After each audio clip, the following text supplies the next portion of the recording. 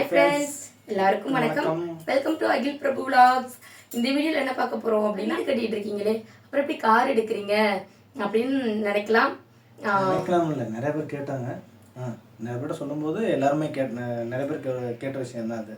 காருங்கிறது வந்து முன்னாடி வந்து ஒரு எங்களுக்கே ஒரு 4-5 வருஷத்துக்கு முன்னாடி வீடு இல்லாதப்போ காருங்கிறது எங்களுக்கே ஒரு ஆடம்பரமான ஒரு விஷயமா தான் இருந்தது. ஆமா தானே? கார் இப்போதைக்கு வாங்க போகிறோங்கிற ஐடியா எங்கள் 2 பேருக்குமே சரி. காருங்கிறது வந்து இந்த ட்ரீம் கனவு அப்படிலாம் சொல்ல முடியாது. எங்களோட லட்சியம் கனவு எல்லாமே வீட்டை நோக்கி தான் இருந்ததே தவிர, காருங்கிறது வந்து ஒரு ஆசை. வீடெல்லாம் கட்டி முடிச்சுட்டு நம்மளும் ஒரு கார் வாங்குவோம்டா, ஃபியூச்சர் நம்மளும் ஒரு கார் வாங்குவோம்டா. ஏன்னா அதுதானே லைஃபு. உன்னையே நம்ம அச்சீவ்மெண்ட் வந்து உன்னையே குட்டியாக இருக்கக்கூடாது இல்லையா? உன்னை முடிச்சுட்டா அதுக்கப்புறம் நம்ம லைஃப் அதுக்கப்புறங்கிறது தானே நம்ம லைஃப். அதானே லைஃப்ல ஒரு சுவாரஸ்யமும் கூட. அந்த மாதிரி தான் இப்போதைக்கு வந்து காரெல்லாம் எங்கள் லைஃப்பில் கிடையாது. வீடெல்லாம் கட்டி முடிச்சுட்டு அதுக்குள்ளே கொஞ்சம் கடன்லாம் இருந்தால் அதெல்லாம் முடிச்சுட்டு அதுக்கப்புறம் ஃபியூச்சரில் பார்த்துக்கலாங்கிற ஐடியாவில் தான் நாங்கள் இருந்தோம். நம்மளுக்கு வந்து பைக் வந்து தம்பி 2 பேரை கூட்டிகிட்டு போகிறதுக்கு ரொம்ப கஷ்டமாக இருக்குன்னா, நம்ம இருக்கிறது ராம்நாடு அம்மா வீட்டில், அப்புறம் மாமியார் வீட்டுக்கு போவோம். அங்கே தான் நம்ம வீடு கட்டிக்கிட்டு இருக்கோம், நம்ம ஓன் ஹவுஸ் கட்டிக்கிட்டு இருக்கோம் இல்லையா? அதுவும் காரைக்குடியில். மாமியார் அவங்க இருக்கிறதும் காரைக்குடி. ஸோ இங்கே அம்மா வீட்டுக்கும் மாமியார் வீட்டுக்கும் நம்ம புது வீட்டை பார்க்க போகிறது, இது மாதிரிலாம் பைக்கில் கொஞ்சம் ட்ராவல் அதிகமாக இருக்கும். அதிகமாக இருக்கனால ரொம்ப சிரமமாக இருக்குது. தம்பி 2 பேர் பைக்கில் கிஷன் வந்து இருக்கும்போது அதிகமாக வந்து ஃப்ரீக்வெண்ட்டாக ட்ராவல் பண்ணிட்டே இருப்போம். இங்கே ராமநாதபுரம் காரைக்குடி ராமநாதபுரம் அடிக்கடி வரணும். ஏன்னா ஒரு தடவை கார்லாம் பைக்கில் வரும்போது வந்துட்டோம், ஒரு தடவை வந்துட்டோம்னா அதுக்கப்புறம் ட்ராவல் பண்ண நம்மளே நினச்சாலும் வந்து ட்ராவல் பண்ணிட்டு கொஞ்சம் கஷ்டமாக தான் இருக்கும் குழந்தைங்களாம் வச்சுக்கிட்டு. ஸோ அதான் ஒரு வெக்கேஷனுக்கு அங்கே நம்ம ஒரு 11 months வந்து இயர்லி வந்து கஷ்டப்பட்டுருக்கோம். ரிலேஷன்ஸ் எல்லாம் பார்க்காம கஷ்டப்பட்டுருக்கோம். ஸோ வந்து ஒரு 1 month வந்து நம்ம நினச்ச நேரத்தில் நினச்ச இடத்துக்குலாம் போகணும்னா கண்டிப்பாக கார் அவசியங்கிறது எனக்கு இந்த டைம் என்னை பொறுத்தவரை கார் வந்து கார் இருந்தால் தான் எல்லாம் முடியும் அப்படிங்கிறதெல்லாம் கிடையவே கிடையாது. அங்கே ஃபாரினில் வந்து கார் இருந்து கம்ஃபர்டபுளான ஒரு லைஃப்பில் போயிட்டு இருந்தோம். ஸோ ஏறின இடத்துல கொண்டாந்து இறங்குறது இது மாதிரி அங்கே இருந்தோம். ஸோ இங்கே வந்து ஒரு 10 நாள் 1 வாரம் கொஞ்சம் கஷ்டமாக இருக்கும். அப்புறம் பைக்குக்கு பழகிடுவோம். அது பழகுறதுலாம் பிரச்சனை கிடையாது. நம்ம இதை விடலாம் எதையோ பழகிட்டு எதையோ அட்ஜஸ்ட் பண்ணியிருக்கோம். இது காரில் வெளிநாட்டில் காரில் வச்சுருந்துட்டு இங்கே கார் இல்லாதெல்லாம் ஒரு பிரச்சனை கிடையாது. அதில் 2 பேருமே வந்து எல்லாத்துக்கும் அட்ஜஸ்ட் பண்ணி போகிற ஒரு கேரக்டர் தான். ஸோ தம்பி ஒரு சேஃப்டி முக்கியம்னு சொல்லி அடிக்கடி ட்ராவல் பண்ணும்போது 4 பேர் பைக்கில் போகிறது அந்த அளவு சேஃப்டி இல்லைன்னு சொல்லி எங்களுக்காக தோணுன விஷயம். இதை வந்து காருக்கு நாங்கள் வந்து பெரிய அளவில் வந்து பிளான் பண்ணி அப்படி எதுவும் பண்ணலை. ஆனால் அமௌண்ட்டு சேவ் பண்ணுறது கார் எடுக்கணும்னு பண்ணலை. பட் நம்ம வீட்டுக்கு வந்து பில்டருக்கு வந்து ஒரு ஃபைனல் அமௌண்ட் இருக்குங்க இல்லையா? அதை கொடுத்ததுக்கப்புறமும் நம்ம அடுத்த செலவுலாம் நிறையா இருக்கும். அடுத்து ஃபால் சீலிங், கபோர்டு ஒர்க்கு, வால் ரூஃப் இந்த மாதிரிலாம் அதுக்கெல்லாம் நாங்கள் பிளான் பண்ணியிருந்தோம் என்ன பண்ணணுங்கிறதெல்லாம்.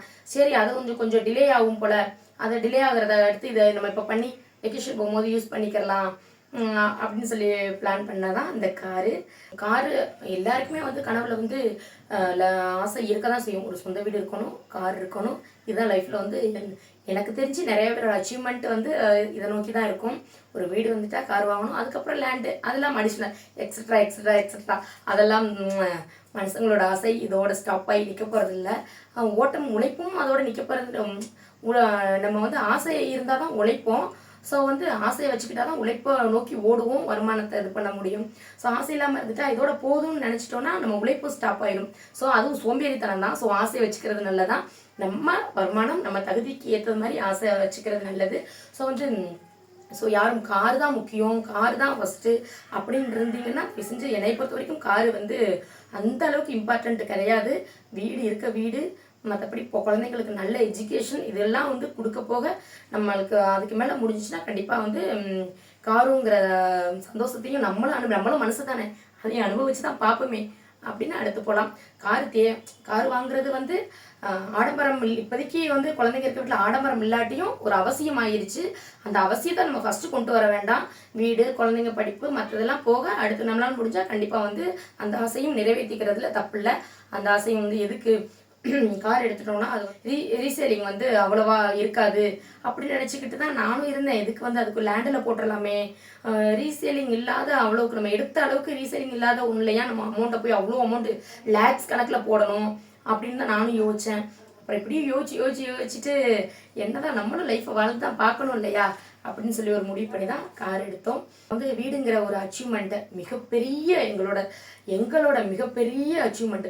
அது நான் வந்து வீடு கட்டுறதை லேசுன்னு கண்டிப்பாக சொல்லவே மாட்டேன். அதுக்கு ஐயோ மாமா மூச்சு திணறிட்டா சாமி அப்படிங்கிற அளவுக்கு நம்ம அவ்வளோ ஈஸியான வந்து இப்படி வச்சுட்டு இப்படி எடுத்து கொடுத்து அந்த அளவுக்கு நம்ம வீடு கட்டலை. அதுக்கு பின்னாடி எங்களோட 2 பேரோட உழைப்பும் வந்து அதிகம் தான் சொல்லணும். அதாவது இடம் வாங்கினதுலேருந்து வீடு வாங்கின வரைக்கும் ஸோ ஓடி ரொம்ப கஷ்டப்பட்டு இது பண்ணிட்டோம். அடுத்து வீடு கட்டினதுக்கப்புறம் லைஃப்பில் அடுத்த ஸ்டேஜ்னு ஒன்று வந்து பிடிக்கணும் இல்லையா? அதனால தான் கார் வாங்கிட்டு அடுத்த பிளானை வந்து நம்ம அதுக்கடுத்த பிளான்லாம் அடுத்து பார்க்கலான்னு சொல்லிட்டு தான் நம்ம இப்போ வந்து காருக்கு போய் ஒரு கார் எடுத்திருக்கோம். அப்புறம் அவங்க அப்பா அம்மாவும் அடிக்கடி எங்கள் மாமா ஃபோனில் பேசும்போது அவங்கள்ட்ட சொல்கிறதெல்லாம் ஒரு டைமில் கஷ்டப்பட்டுட்டே இருந்துட்டோம். கஷ்டப்பட்டோம்னா எவ்வளையோ சாக்ரிஃபைஸ் பண்ணி எவ்வளவோ தியாகம் பண்ணி எல்லாம் இருந்துட்டோம். சரி இப்போ கிடைக்கும் போதும் இன்னும் அமௌண்ட்டை சேவ் பண்ணி வச்சுக்கிறத விட அதை யூஸ் பண்ணி ஹாப்பினஸ் ஆகி சந்தோஷப்பட்டுக்கிறோமேங்கிற ஒரு எண்ணத்தில் தான் கார் எடுக்கலான்னு முடிவு பண்ணோம். அவங்க அப்பா அதாவது எங்கள் மாமனார் அடிக்கடி சொல்கிறது, வீடு கட்டிட்டா நீ வச்சு காரில் போண்டா தம்பி, காரில் கூட வந்துட்டேன்னா அது எனக்கு ஒரு பெரிய ஆசையாக இருக்குது அப்படிங்கிற அந்த வார்த்தை தான் எங்களை வந்து சீக்கிரம் கார் வாங்கணும்னு தூண்டுச்சுன்னு நினைக்கிறேன். ஒன்று வந்து ஊருக்கு போனால் குழந்தைங்களை கூட்டிகிட்டு போகிறதுக்கு பைக்கில் சேரணும். 2வது வந்து எங்கள் மாமனார் இப்போ பேசினாலும் எங்களுக்கு எங்கள் ஹஸ்பண்டுக்கு ஒரு பெரிய மோட்டிவேஷன் கொடுக்கறது யாருன்னா, ஒரு உத்வேகத்தை கொடுக்கறது யாருன்னா எங்கள் மாமனார்னு சொல்லலாம். அப்படி இருக்கணும் இப்படி இருக்கணும், அப்படி இருந்தால் மதிப்பாக, இப்படி இருந்தால் மதிப்பாக, இப்படிலாம் இருந்துடக்கூடாது இனிமேல், அப்படி இருந்துடக்கூடாது அப்படி இப்படின்னு சொல்லியே எங்கள் மச்சனை எங்கள் மாமா தூண்டி விட்டதை நான் யூஸ் பண்ணி கார் எடுக்கலான்னு பிளான் போட்டுட்டோம். போட்டு அவங்களோட ஆசையும் உன்னோட காரில் வந்து எனக்கு வரணும்னு மிகப்பெரிய ஆசை அப்படின்னு சொன்னாங்க. சரி அடுத்த ஆசையை நிறைவேற்றணும்ல, அதுக்கு தானே பையன் அப்படின்னு சொல்லிட்டு ஃபைனலாக வந்து கார் எடுக்கலான்னு முடிவு பண்ணிட்டோம். என் ஹஸ்பண்டுமே அப்படி தான். எங்கள் கல்யாணத்துக்கு வந்து எங்கள் வீட்டிலேருந்து சீர் கொடுப்பாங்க இல்லையா, அதில் வந்து பைக்கு கொடுத்தாங்க. அந்த பைக்கு தான் அவங்க ஃபஸ்ட்டு ஓட்டின பைக்குன்னு நினைக்கிறேன். அப்படி தான் சொன்னாங்க. பைக்கு எடுத்துகிட்டு வந்து அப்போ அதுக்கு முன்னாடி பைக் ஓட்டினது இல்லையா, எக்ஸல் ஓட்டுவீங்களோ? அதுக்கு முன்னாடி எக்ஸல் ஓட்டியிருக்காங்க போல. பெரிய பைக் வந்து அவங்களோட சொந்த பைக்கு மம்மியார் வீட்டில் வாங்கி கொடுத்தது தான் ஃபஸ்ட்டே ஓட்டினாங்க. அது மாதிரி காருமே அப்படி தான். கார் வந்து ஓன் காரை ஃபஸ்ட்டு ஓட்டல. நம்மளுக்கு ஆஃபீஸில் இங்கே நம்ம ஃபாரினில் இருக்கிறதுனால நம்மளுக்கு காரெல்லாம் வந்து ஆஃபீஸ்லேருந்தே கொடுத்துறதுனால அதில் ஓட்ட பழகிக்கிட்டாங்க. ஸோ ஆனால் கார் ஓட்ட பழகினாலும் பைக்கு ஓட்டியிருந்தாலும் இந்த அடிக்கடி இந்த பைக்கு மாற்றுறது, பைக்கு வாங்கணும், காரு வாங்கணும் அப்படிலாம் என்கிட்ட சொன்னது கிடையாது. ஆனால் ஆசை எதுவும் மனசில் இருந்ததா? அது எல்லாரோடக்கும் கண்டிப்பாக இருக்கும்ல, எல்லா மனசுலையும் கண்டிப்பாக இருக்கும். ஒரு நாள் வந்து நம்மளும் ஒரு மாதிரி கார் ஆகணும் அப்படின்னு. ஸோ ஒரு காலத்தில் வந்து எங்களுக்குமே ஆடம்பரமாக இருந்தது. ஒரு 4-5 வருஷத்துக்கு முன்னாடி ஆடம்பரமாக இருந்தது. ஸோ இப்போ வந்து ஏசி அது மாதிரி தான்.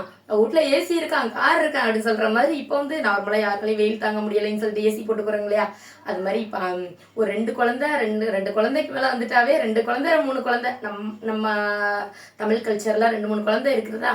2வது குழந்தை வந்துட்டாவே வந்து ரொம்ப கஷ்டமாயிருது பைக்குங்கிறது. அதனால ஒரு அடிப்படை தேவைன்னு சொல்ல முடியாது. ஆனால் ஃபஸ்ட்டு என்றைக்குமே அடிப்படை தேவை வந்து நல்ல சாப்பாடு, ஹெல்த்தியான சாப்பாடு, ஒரு இருக்கிறதுக்கு இடம், உடுத்த உடை, இதுதான் வந்து பேசிக் நீட்ஸு. ஆனால் அதையும் தாண்டி அதெல்லாம் முடிஞ்சிருச்சு அப்படின்னா அடுத்து வந்து ஒரு கம்ஃபர்டபுளான லைஃப் தேவைங்க இல்லையா. காசை சேவ் பண்ணி அந்த காசை அனுபவிச்சாதான் அதோட ஹாப்பினஸ் தெரியும் அப்படிங்கிற மாதிரி. ஸோ 2 பேரும் வந்து பல டிஸ்கஷன், பல ஆர்கியூமெண்ட்ஸ், பல இதுக்கெல்லாம் போயிட்டு வந்து 2 பேரும் கடைசியில் ஒரு பிளான் பண்ணி முடிவு பண்ணது தான் வந்து காரு. ஓகே ஃப்ரெண்ட்ஸ், எதுவும் அறுக்கிற மாதிரி இருந்தால் மன்னிக்கவும். கொஞ்சம் அதில் ஏதாவது மோட்டிவேஷன் பண்ணுற மாதிரி இருந்துச்சுன்னா கண்டிப்பாக நம்ம சேனலை சப்போர்ட் பண்ணி சப்ஸ்கிரைப் பண்ணுங்கள். ஓகே, பாய். மறக்காமல் சப்ஸ்கிரைப் பண்ணிடுங்க. பக்கத்தில் உள்ள பெல் ஐக்கனை கிளிக் பண்ணிடுங்க. கிளிக் பண்ணுறது மட்டும் இல்லை, ஆளுங்கிற ஆப்ஷனை முக்கியமாக கிளிக் பண்ணால் தான் நான் போடுற வீடியோ உங்களுக்கு நோட்டிஃபிகேஷனில் வரும்.